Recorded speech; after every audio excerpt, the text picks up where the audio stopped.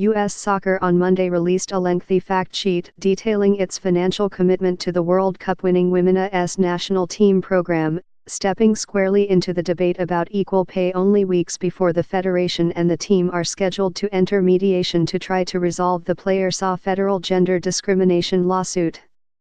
U.S. Soccer's president, Carlos Cordeiro, outlined the Federacion's position in an open letter to the Federacion's members in which he cited figures, produced in a Federation analysis of 10 years of financial data, that he said showed the players on the Women's team had actually earned more from U.S. Soccer than their male counterparts over the past decade. Cordeiro also highlighted tens of millions of dollars of investment by the Federation in Women's soccer, noting specifically more than $18 million in direct support for the National Women's Soccer League, the 7-year-old professional league, and millions more in spending on youth programs. And the fact sheet. 2 halves, pic.twitter.com/xfofhs90f1. The debate about equal pay and equitable treatment of the Women's team raged long before it won an unprecedented 4th Women's World Cup championship, beating the Netherlands this month to cap an unbeaten run through the tournament in France.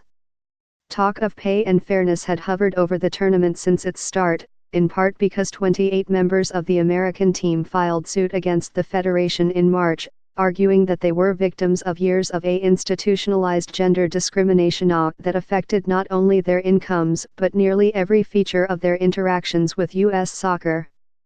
The World Cup and its resulting championship glow had been part of an uneasy truce between the team and the Federation, one that held as the players were feted by fans and politicians and hailed in media interviews and talk show appearances.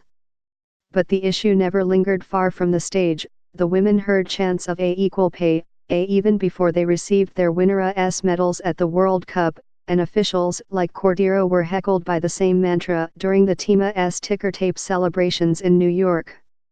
Cordeiro said U.S. Soccer had made a deliberate decision not to debate the facts of the lawsuit or the broader equal pay fight while the Women's team was preparing to defend its world championship, but his letter seemed to be an acknowledgement that recent events including pressure from corporations and at least one U.S. soccer sponsor, as well as efforts in Congress that could imperil funding to prepare for the 2026 World Cup to be held in North America, had forced the Federation to engage.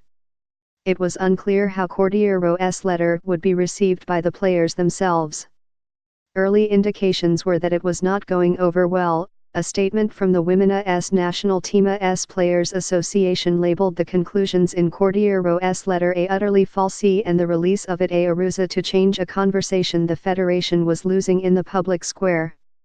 And even as he heaped praise on the players who have argued publicly and loudly for better treatment, Cordeiro called the World Cup winners an inspiration to us all and truly some of the greatest athletes that our nation has ever produced. He also raised familiar arguments about why their pay was different.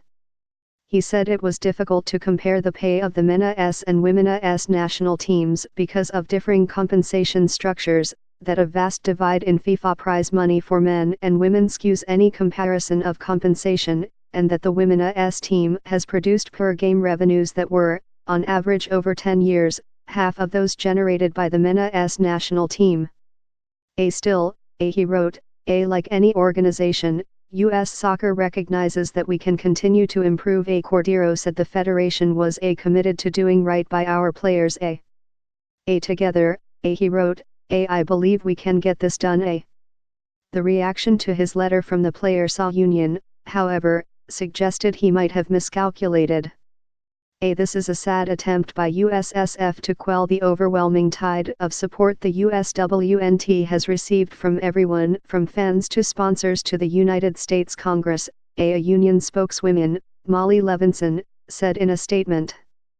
The USSF has repeatedly admitted that it does not pay the women equally and that it does not believe the women even deserve to be paid equally. The union contended that the Federation included the players' NWSL salaries to inflate their national team pay. The USSF fact sheet is not a clarification, Levinson's statement said acidly. It is a ruse.